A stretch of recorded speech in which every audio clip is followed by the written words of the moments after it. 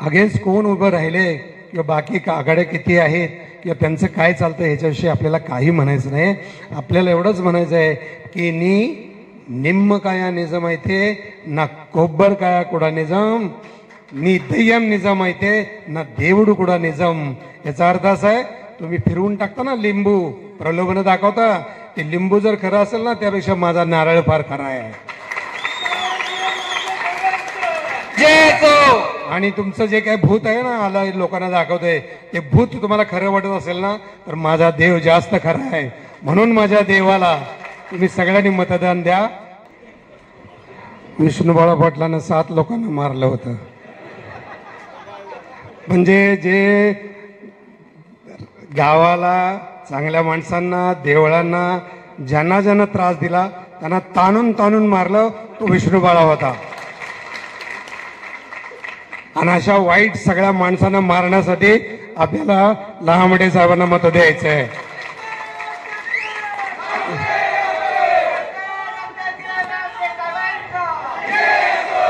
आपल्या रस्त्यासाठी, आपल्या देवळासाठी, आपल्या पर्यटनासाठी, आपल्या हॉस्पिटलसाठी जी जी माणसं आडवं येतील त्यांना आपण बस ह्यांना मतदान केलं की ते आपोआप आडवे होत आहेत.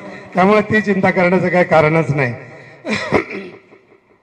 आता मी इथं औपचारिक किंवा पुढाऱ्यासारखं मला असं लगेच एवढं लहामटे साहेबांचं जसं भाषण ऐकलं आणि मला एवढं भारी वाटलं, भारावून गेलो की मला जेवढी माहिती होती त्याच्यापेक्षा अजून खूप माहिती मिळाली. मला खूप आनंद आहे, तुमच्या साधेपणाचा आनंद आहे, तुमच्या कामाचा मला प्राऊड अभिमान वाटतोय.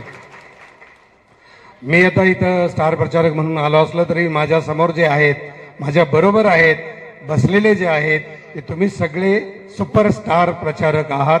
त्यामुळे तुमचं सगळ्यांचं अभिनंदन.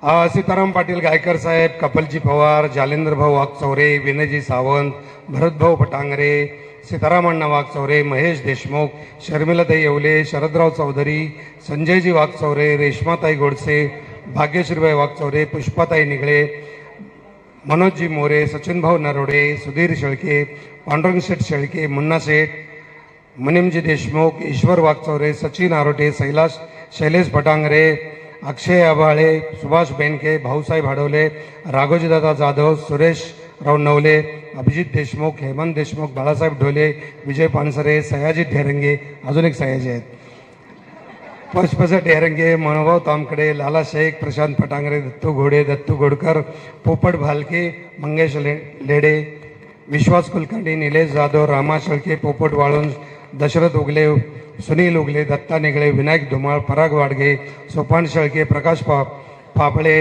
हरिभाऊ पापळे, प्रशांत बदावणे, शांताराम वापळ, सुभाष शेवले, रखमशेठ पाडेकर, दत्ता दळवी, अण्णा सावंत, सुभाष आंबरे, शुभम आंबरे, रवी आरोटे, शेखर काळे, कानोडे गुरुजी, कुसुमताई रावते, उपस्थित सगळा प्रिंट मीडिया, इलेक्ट्रॉनिक मीडिया, पत्रकार बंधू, सरपंच गुलाबराव ढोकरे, किशोर ढोकरे, केतन ढोकरे, दगडू ढोकरे, ह्या सगळे माझ्याबरोबरचे सुपरस्टार प्रचारक आहे. मी एका सभेला आलो तर तुम्ही 100 माणसांना सांगून प्रत्येक घराघरात जाऊन heart to heart, person to person समजावून सांगा की 20 तारखेला घड्याळाच्या बटनासमोर आपल्या लहामटे साहेबांना प्रचंड बहुमताने निवडून आणायचं आहे. आत्ता निवडणुकीचं वारं एवढं वादळ पेटलं की सगळेजण जीव तोडू तोडू ओरडतायत, बोंबलतायत आणि हृदय पिळवटून लोकांना सांगतायत, खरं खोटं काही सांगतायत. पण आपले अजितदादा अतिशय शांतपणे आहेत. त्यांना कॉन्फिडन्स आहे. कशामुळं आहे? त्यांच्या कामामुळं आहे. त्यांच्या विकास कामाची पद्धत जी आहे तीच पद्धत त्यांनी विश्वास ठेवली लहामटे साहेबांवरती आणि या पद्धतीमुळे त्यांना विश्वास आहे की सगळं मतदान आपल्याला येणार आहे. परंतु आपण गाफील राहायचं नाही.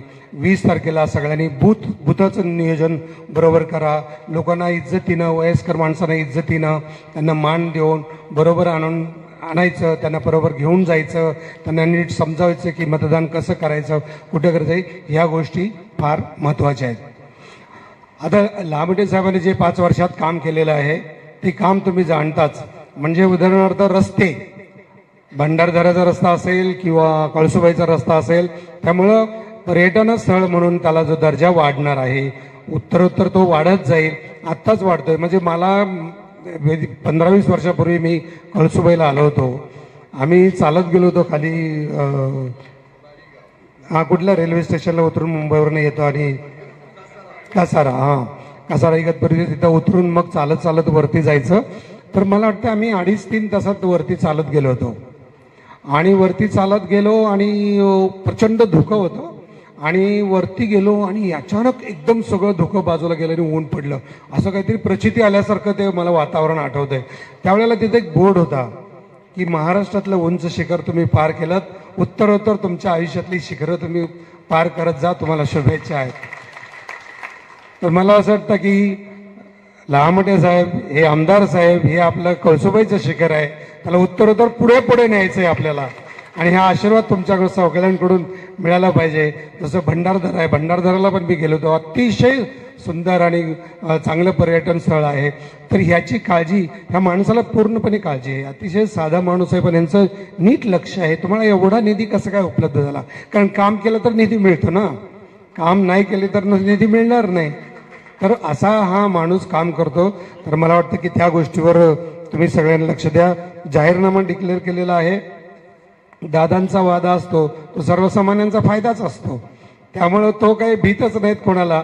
आणि त्यांची माणसं पण तशीच आहेत, म्हणून त्यांचा त्यांच्यावरती विश्वास आहे. आणि त्यांचा विश्वास तुमच्यावर आहे, कारण तुम्ही सगळे आता इथून निवडून आणणार आहात. तर मला वाटतं की ह्या सगळ्या आता आघाड्या बिघाड्या आहेत काही ज्या आजूबाजूला आहेत, आघाड्या असल्या तरी शेवटी घड्याळच महत्वाचं आहे ना. घडी कुठली आघाडी, तर आपली एक घडीच. तर आपल्याला त्या घड्याळाचं चिन्ह लक्षात ठेवायचं आहे. घड्याळाच्या बटनासमोरच आपल्याला बटन दाबून मतदान करायचं आहे.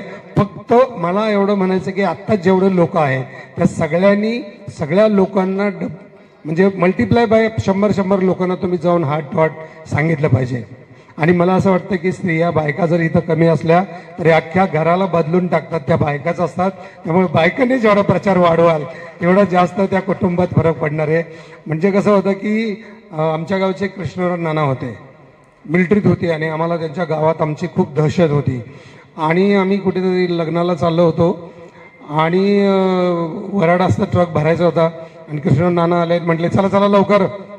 सगळे निघाले, सगळे घाबरून निघाले. तेवढ्यात नानीनी गप्पा असं नसतं केलं की नाना गप्पा, बरं चला चला या सावकाश सावकाश.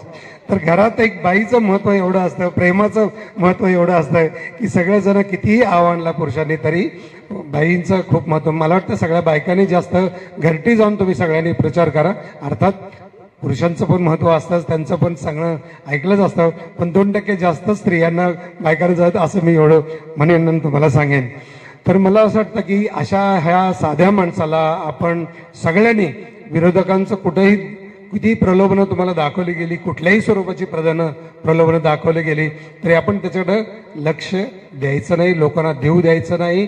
वेळ फार कमी आहे, जास्तीत जास्त वेळ आपला प्रचारात घालवायचा आहे, माणसांना नीट समजावून सांगण्यात घालवायचं आहे आणि फसवू द्यायचं नाही. मी अतिशय आदिवासी ह्या गोष्टीचाच मूळ अर्थ काय, मूळचे वासी, मूळ राहणारे आदिवासी, तर त्यांची ही जमीन आहे, त्यांची पवित्र जमीन, त्यांचा हा हक्क आहे आणि त्यांच्या हक्कांना, त्यांच्या न्यायाला त्यांना रोजगार मिळणार आहे. तर त्या माणसानं एवढं कष्ट घेतलेत तर त्या रोजगारासाठी आपल्याला सगळ्यांना मतं द्यायची. की आता इथं कसं की शेतकरी आहे, ऊस लावतात सगळं, तरी पण मिलेट्स ज्याला आपण ज्वारी, बाजरी, नाचणी किंवा हे सगळे मिलेट्स तयार होतात, हे मूळ सगळं पावित्र्य आहे. आज आपल्या देशाला किंमत कोणामुळे येणार आहे तर ती आदिवासींमुळे येणार आहे. त्यांची संस्कृती, त्यांचं राहणीमान हे मूळ धरून आहे अजून, आणि तीच आपली खरी संस्कृती आहे. परत फिरून आता आलेच ना, मिलेट्स खायला पाहिजेत, मिलेट्स नाव द्यायचं. खरं तर ते आपली ज्वारी, बाजरी, गवताचंच अन्नधान्य आहे ना, पण त्याला जग फिरून यावं लागतं ना. आता त्यांना सगळ्या जगाला पटायला लागलं की मिलेट्स काय महत्वाची, नाचणीची भाकरी काय महत्वाची, बाजरीची भाकरी काय महत्वाची. गहू आणि नवीन जास्त खाण्याने कॅन्सर होतोय आणि हे अन्नधान्य खाल्लं नाही. मूळ संस्कृती आहे आपल्याला ती टिकवून ठेवायची, त्यांचा मान टिकून ठेवायचा, त्यांना नोकऱ्या मिळाल्या पाहिजेत. हे सगळं कष्ट करायचं. तर ह्या सगळ्यासाठी आपल्याला नोकरी मिळायची असेल, इकडे जास्तीत जास्त निधी वाढायचा असेल, इकडे हॉस्पिटल वाढायचं असेल, MIDC वाढायची असेल, तर या सगळ्या गोष्टी लामटे सर आमदार साहेब करणार आहेत, त्यामुळे सगळ्यांनी त्यांना आपल्याला मतदान करायचंय. मी एक वेळ खूप झालाय, आपल्याला जायचंय पुढे अजून. जाहीरनामा तुम्हाला सगळ्यांना सांगितलंय. मी एक जाता जाता तुम्हाला एक तेलुगूतला डायलॉग सांगतो तुमच्यासाठी. तुम्ही 1 मिनिट या. असा हा माणूस आहे, आपला उमेदवार आहे, याच्यासाठी मी एक तेलुगूतला डायलॉग सांगेन की मी एक फकीराची भूमिका केली होती आणि त्या फकीराची भूमिका तुम्ही, माझा एक यूट्यूब चॅनल आहे आणि त्या यूट्यूब चॅनलवरती यूट्यूबवरती तुम्ही जर बघितलं तर अरुंधती नावाचा सिनेमा आहे, ज्याला 110 करोडचा बिझनेस झाला होता त्याचा आणि 13-14 करोडमध्ये बनलेला सिनेमा. त्याच्यात मी फकीराची भूमिका केलेली आहे. तर काय राजकारणात लोकांना फकीर माणसं फार कमी दिसतात, निस्वार्थपणे काम करणारी माणसं तुम्ही दिसतात. म्हणून मला तो तुमच्यासाठी हा डायलॉग म्हणावासा वाटतो की म्हणजे आता अगेन्स्ट कोण उभं राहिले किंवा बाकी आघाड्या किती आहेत किंवा त्यांचं काय चालतं ह्याच्याविषयी आपल्याला काही म्हणायचं नाही. आपल्याला एवढंच म्हणायचं आहे की निम्म काया निजाम आहे ना कोब्बर काया कुडा निजाम, नी दय्यम निजाम आहे ना देवडू कुडा निजाम. याचा अर्थ असा आहे, तुम्ही फिरवून टाकता ना लिंबू, प्रलोभन दाखवता, ते लिंबू जर खरं असेल ना त्यापेक्षा माझा नारळ फार खरा आहे.